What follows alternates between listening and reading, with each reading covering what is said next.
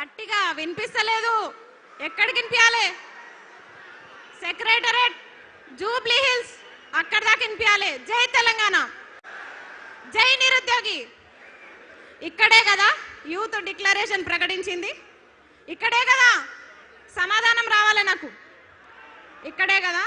మరి యూత్ అంతా ఇక్కడ ఉంది, నీ డిక్లరేషన్ ఎక్కడ పోయింది? నీ డిక్లరేషన్ ఎక్కడుంది? 2 లక్షల ఉద్యోగాలు ఎక్కడున్నాయి?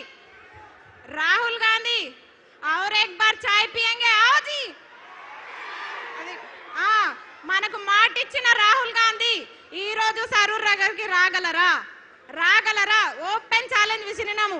ఈ సభ ఎవరు పెట్టినా మాకు అనవసరం, కానీ నిరుద్యోగులము హాజరైనామంటే రాహుల్ గాంధీ సరూర్ నగర్ లో యూత్ డిక్లరేషన్ పేరిట నిరుద్యోగుల్ని మోసం చేసిండా లేదా? ఎస్, ప్రియాంక గాంధీ గారు ఇదే మైక్ పట్టుకొని ఇదే స్టేడియంలో नौकरियां दे देंगे, 1 साल के अंदर दे देंगे, कहते 2 लाख के नौकरियां दे देंगे. किधर गए जी नौकरियां? किधर गए नौकरियां? ఇంకొక ఆయన ఉద్యోగాలు అడిగితే ఇండ్రిని తాగండి, మీరు సావండి, కానీ ఉద్యోగాలు పెంచవా బిడ్డ? ఎందుకు పెంచావు ఉద్యోగాలు? 2 లక్షల ఉద్యోగాలు నీ గల్లా బట్టి వసూలు చేసుకుంటాం. నేను కూడా నీ పాలమూరు బిడ్డనే. నువ్వు పాలమూరు చివర్లో ఉండి నువ్వు మాట్లాడితే నేను కూడా పాలమూరు బిడ్డనే. పాలమూరు అంటే మొత్తం నువ్వేనా? కొండారెడ్డిపల్లి ఒకటే అనుకుంటున్నావా ఏంది? ఉద్యోగాల జాతర అన్నారు కదరా, ఏడుంది ఉద్యోగాల జాతర? ఏడుంది? ఇక్కడ సరూర్ నగర్ లో ఉంది నిరుద్యోగ జాతర, ఇక్కడ ఉంది నిరుద్యోగ జాతర. ఎక్కడుంది ఉద్యోగాల జాతర? 3ఓసారి కూడా కురుమూర్తి జాతర వచ్చిందిరా అయ్యా, 3ఓసారి కూడా కురుమూర్తి జాతర అయిపోయా, ఉద్యోగాల జాతర అంట.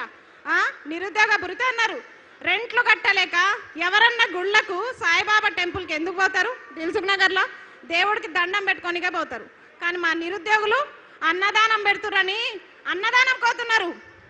అవునా కాదా? మధ్యాహ్న భోజనం తినడానికి సాయిబాబా టెంపుల్కి పోతున్నారు. అలాంటి దుస్థితిలో నిరుద్యోగులు ఈరోజు ఉన్నారు.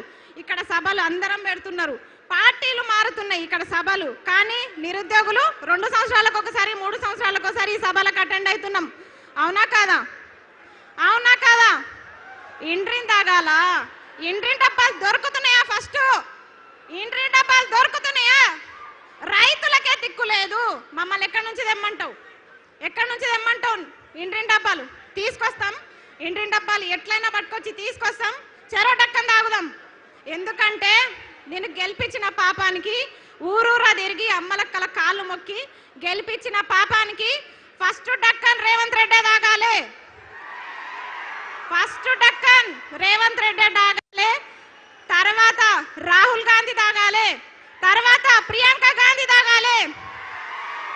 ప్రియాంక గాంధీ కంపల్సరీ తాగాలి. మహిళగా చెప్తున్నా, ప్రియాంక गांधी जी जरूर सरूर नगर का प्रोग्राम देखो.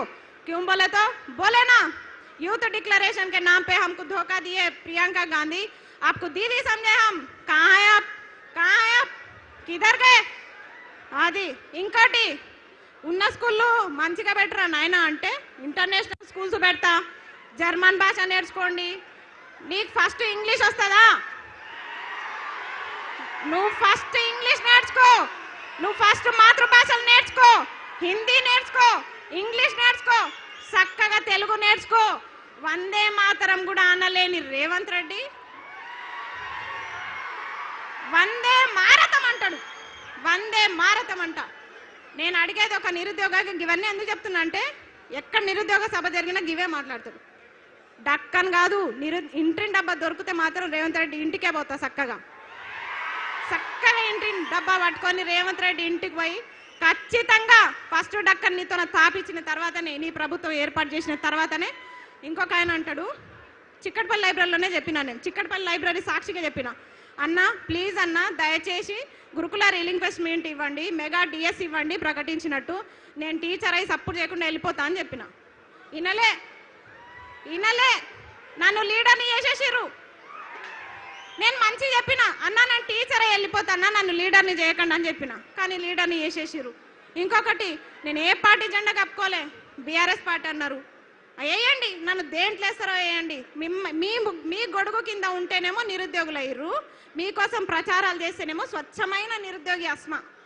కానీ ఈరోజు ప్రశ్నిస్తే బీఆర్ఎస్ అవునా? అయినా సరే ప్రశ్నిస్తాం, తగ్గం, ఎక్కడ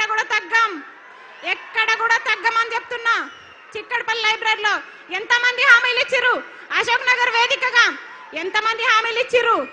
ఆ రోజు ఛాయ్ తాగిపోయిన రాహుల్ గాంధీకి ఒకటే చెప్తున్నాం, మల్లరా అదే ఉస్మాన్ బిస్కెట్, అదే ఛాయ్.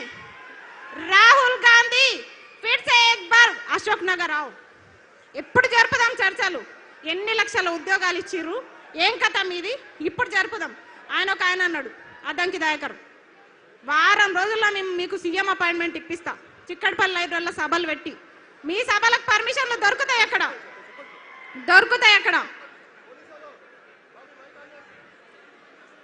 మైకాండి. ఏ బాబు పోలీసులు మీకేం పని అయినా? ఏ పోలీస్ బయటికి వెళ్ళగలి, ఎందుకు డిస్టర్బ్ చేస్తున్నావు? నువ్వు వెళ్ళు బయటికి. వాళ్ళని బాబు కూర్చోండి, మీరు అందరు కూర్చోండి. పోలీసు వాళ్ళు దయచేసి బయటికి వెళ్ళండి అందులో నుంచి. ఎందుకు ఉంచుకుంటారు అవి? ప్లీజ్ కూర్చోండి, కూర్చోవాలి అందరు. ప్లీజ్ వెళ్ళిపోయారు, కూర్చోండి ప్లీజ్. ఈ పోలీసు వాళ్ళు ఎందుకో ఏడమైనా వెళ్ళిపెడుతుంటారు. జర పక్కకు జరగండి, జర ప్రశాంతంగా సభలు పెట్టుకుంటాం, జర పక్కకు ఉండండి. పర్మిషన్ ఉంది కదా సభకి, ఏడమైన ఇదేళ్ళు ఉంటుంది మాకు, కనీసం మాట్లాడుకోనియరు. సరే మళ్ళా డైవర్ట్ చేసారు. సరే నోటిఫికేషన్లు కదా, పెన్షన్ అన్నాడు కదా, సరే నువ్వు ఎట్లా పెంచవో చూస్తాం, గల్ల బట్టి బరాబర్ వసూలు చేసుకుంటాం. ఇంకొకటి, చాలా మంది కేసులు పెడుతున్నారని భయపడుతున్నారు నిరుద్యోగులు. మీకు చెప్తున్నా, నా మీద ఎన్ని కేసులు అయినాయి తెలుసా? అయినా సరే వెనుకకు తగ్గం. కేసు వేయించుకుంటాం, కొట్లాడతాం. 2 లక్షల ఉద్యోగాలు సాధిస్తాం. రేవంత్ రెడ్డి తొడగొట్టి చెప్తున్నా, నువ్వే కాదు తొడగొట్టేది మగ పిల్లలే కాదు, ఆడపిల్లలు కూడా తొడగొట్టి సవాల్ చెప్తాం. రేవంత్ రెడ్డి గారు, మిమ్మల్ని ఇడిచిపెట్టే ప్రసక్తి లేదు. పాలమూరు బిడ్డ అన్నావు కదా, నీ విద్యాశాఖ మంత్రి నువ్వు పెట్టుకున్నావు కాబట్టి నేను ఇట్లా అడుగుతున్నాం. వేరేదైతే నేను అడగకపోదు. నువ్వు సీఎంగా ప్రధానమంత్రిగా నాకు సంబంధం లేదు. ఒక నిమిషం, నువ్వు సీఎంగా ప్రధానమంత్రిగా నాకు సంబంధం లేదు. కానీ విద్యాశాఖ మంత్రి తీసుకొని తప్పు చేసినావు నువ్వు. విద్యాశాఖ మంత్రి, ఈ మేడం ఉంది, సబితమ్మ ఉంది, విద్యాశాఖ మంత్రి ఉంది. నీ అడ్డమైన జీవాలు వచ్చినాయా? ఎన్ని జీవాలు తెచ్చినావు రా చెత్త మొకమోడ?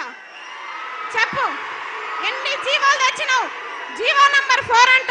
నన్ను మంచిగా లెక్చరర్ కానీరా అంటే నన్ను తీసుకొచ్చి కొట్లాటలో పడేసిర్రు. నేను ప్రశాంతంగా టీచర్ అయ్యేదాన్ని, కానీ నన్ను తీసుకొచ్చి కొట్లాటలో పడేసిరుగా. భరించండి, నన్ను భరించాలి మీరు. ఎందుకంటే నేను చెప్తున్నా కదా, మీరు కూడా విద్యాశాఖ మంత్రి కదా, అప్పుడు మేడం ఉన్నప్పుడు కొత్త జీవాలు పుట్టుకొచ్చినాయా? జగదీశ్వర్ రెడ్డి గారు ఉన్నప్పుడు కొత్త జీవాలు పుట్టుకొచ్చినాయా? సరే, వాళ్ళు కొన్ని జీవాలు తెచ్చిరు అనుకుందాం. నువ్వేం చేస్తున్నావు? జీవాలు తేవడంలో పోటీ పడుతున్నావా? ఆగండి ఒక నిమిషం. పోటీ పడుతున్నావా? జీవాలు తేవడంలో పోటీ పడుతున్నావా? జీవాల విషయంలో తగ్గలే బిడ్డ. నోటిఫికేషన్లు ఇవ్వాలంటే ఫస్ట్ జీవాలు రద్దు చేయి. జీవో నంబర్ 4 చెప్తా, రాసుకో. GO number 4, GO number 29, GO number 46, GO number 108, GO number 81. ఈ జీవోలన్నీ నీకు తెలుసా? నీకేం తెలుసు? నీకేం తెలియదు. నీ దగ్గర మూటలు ఉన్నాయి, బ్యాగులు ఉన్నాయి, నీకేం తెలియదు. దొంగ కథలు పడుతున్నావా నిరుద్యోగులకి? నోటిఫికేషన్ లేకుండా ఇడిచిపెట్టే ప్రసక్తి లేదు. నిన్ను దొంగని సీఎం చేయడం మేము చేసిన తప్పు, ఖచ్చితంగా చెప్తున్నాం. ఇంకా తగ్గేది లేదు అన్న. మీరు కేటీఆర్ అన్న, మీరు మాకు చాలా సపోర్ట్ చేయాలి. ఎందుకంటే మిమ్మల్ని కలిసి మాట్లాడదామన్న అవకాశం లేకుండా పోయింది. నిజం, చాలా ట్రై చేస్తున్నా నేను. అబ్బా జరాగురబ్బా, జరాగురు, టైం అవుతుంది, జరాగండి. తాగండి ఒక నిమిషం. వద్దు. అయితే కేటీఆర్ అన్న, వీళ్ళందరూ కొంతమంది పేడ్ బ్యాచ్లు అంటున్నారు. అన్న మీరు నాకు ఎప్పుడన్నా 5 లక్షలు ఇస్తారా అన్న? మొత్తం నన్ను బ్లేమ్ చేస్తారు చాలా మంది. కేటీఆర్ అన్న నాకు లక్షలు ఇవ్వకపోయినా పర్లే, 10 నిమిషాలు టైం ఇవ్వండి. 10 నిమిషాలు నాకు టైం కావాలి. టైం మాత్రమే కావాలి నాకు. కొట్లాట నేను కొట్లాడతా, మీకోసం నేను కొట్లాడతా. ఎందుకంటే మీకు తెలుసు నాకు పేరెంట్స్ లేరు, ఎవ్వరు లేరు. నేను పోతే ఒక్కదాన్నే పోతా. కానీ మీకు కుటుంబాలు ఉన్నాయి. ఆ కుటుంబాల కోసం మీరు ఉండాలి, మీరు చల్లగా ఉండాలి.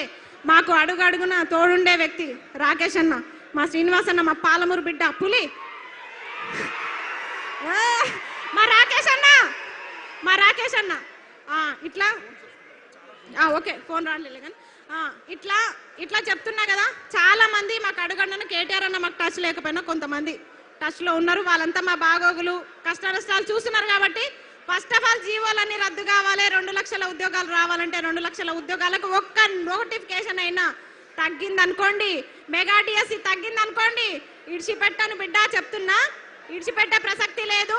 25,000 మెగా డిఎస్సి, గురుకుల notification, degree lecturer, junior lecturer, కాలేజ్లలో అసిస్టెంట్ ప్రొఫెసర్ నోటిఫికేషన్స్ అన్నీ కూడా ఇవ్వాలని చెప్పేసి నేను సరూర్ నగర్ సాక్షిగా డిమాండ్ చేస్తున్నా.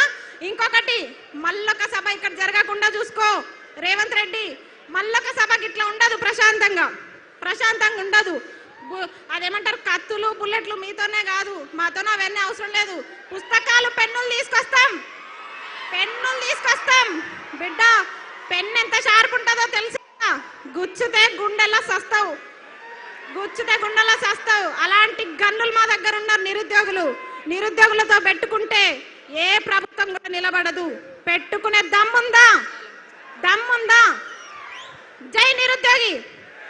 చాలంట, వాళ్ళు ఇబ్బంది పడుతున్నారు, వేరే వాళ్ళు మాట్లాడతారంట. సరేనా, ఏమనుకోకండి, చాలా మంది ఉన్నారు, వాళ్ళందరికీ కూడా మాట్లాడే అవకాశం రావాలి. కాబట్టి ఇంకా వీళ్ళ కోరిక మేరకు నేను ముగిస్తున్నా.